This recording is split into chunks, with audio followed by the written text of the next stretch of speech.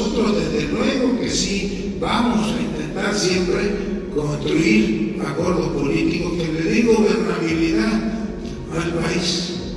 Lo que no se vale es los que actúan con hipocresía, con una mano firman la carta donde piden al gobierno federal que les mande más elementos de Guardia Nacional o de nuestras Fuerzas Armadas del Ejército Mexicano para reforzar la tarea de seguridad pública en sus estados, y con la otra se niegan a la posibilidad de que apoyen esta iniciativa de reforma constitucional.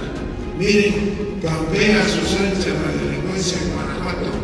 Es una tristeza que el otro día la Guardia Nacional haya tenido que llegar a desarmar y a intervenir a petición del gobierno del Estado, la Policía Municipal de Irapuato.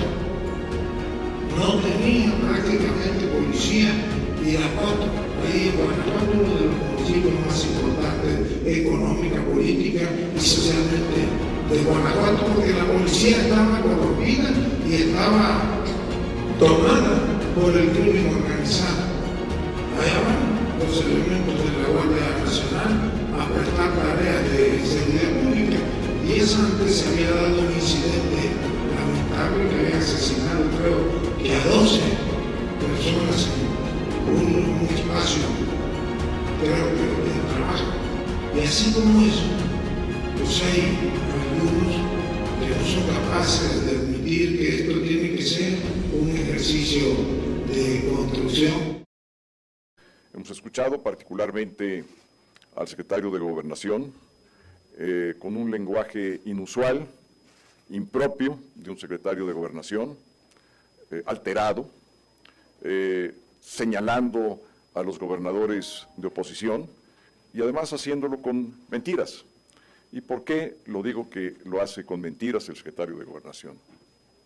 Porque los gobernadores piden la presencia de las Fuerzas Armadas, y lo hacen con toda razón, porque quienes alteran fundamentalmente el orden y generan la violencia en sus estados son los grupos del crimen organizado, a cargo de las fuerzas federales y particularmente de las Fuerzas Armadas. Si existe una porción del territorio que esté controlada por el crimen organizado, es responsabilidad de las Fuerzas Armadas. Si existe un retén en una carretera, es responsabilidad de las Fuerzas Armadas. Si existe un cobro de piso, es responsabilidad de las Fuerzas Armadas. Si existe huachicol o robo de gasolina, es responsabilidad de las Fuerzas Armadas. ¿Por qué? Porque están violentando la seguridad interior del país. Eso, señor secretario de Gobernación, sepa distinguir. Eso no es seguridad pública. Lo que sucedió en Ayotzinapa, sépalo usted, no es seguridad pública. Es un asunto de seguridad interior. ¿Por qué?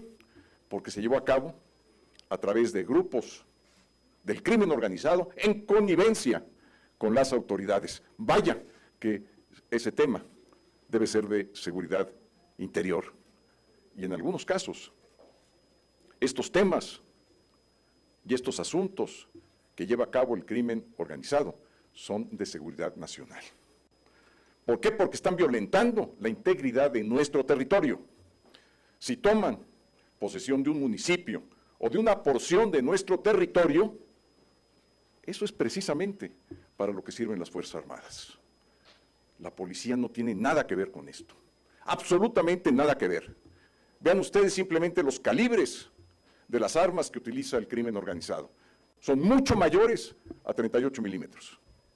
Es decir, son reglamentarias de las Fuerzas Armadas, prohibidas para el uso de los ciudadanos comunes y corrientes. Y además deben contar con la aportación de armas por parte de la Secretaría de la Defensa Nacional. Entonces esto es un falso debate auténticamente. Ya sé que aquí se vino a decir otra cosa y se fue a decir otra cosa al Senado de la República. Ya no digan mentiras, no engañen a la opinión pública. Las Fuerzas Armadas deben de estar desplegadas en todo el territorio de manera permanente y deben de resguardar la seguridad pública en términos de lo que establece la Constitución. ¿Qué establece? Que deben de estar subordinadas al mando civil. no subordinadas al secretario de la Defensa. Eso no fue lo que dijo la Corte. Y deben ser complementarias. Y no, como sucede con la Guardia Nacional, que el 80% de sus efectivos son militares. Y que la Guardia Nacional además está inscrita o adscrita a la Secretaría de la Defensa. Eso no es ser actor complementario, eso es ser actor principal. Y no puede estar subordinado a un mando castrense cuando está adscrita justamente a la Secretaría de la Defensa Nacional, y quien da las instrucciones es el secretario de la Defensa Nacional. Basta de mentiras. Ellos saben perfectamente que esa reforma va en contra de las interpretaciones que estableció la Suprema Corte de Justicia, y además va en contra de la interpretación de la Corte Interamericana de Derechos Humanos. Está violentando la Constitución y violentando los tratados internacionales de derechos humanos. Por lo tanto, que nadie se sorprenda cuando vengan las responsabilidades de orden internacional por la violación de los tratados, cuando vengan las sentencias y las resoluciones de la Corte Interamericana de Derechos Humanos, como lo vino en el caso Radilla, como lo vino en el caso de Álvaro Espinosa. Ahí están las sentencias.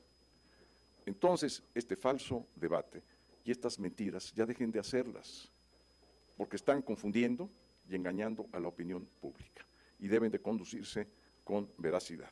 Muchas gracias.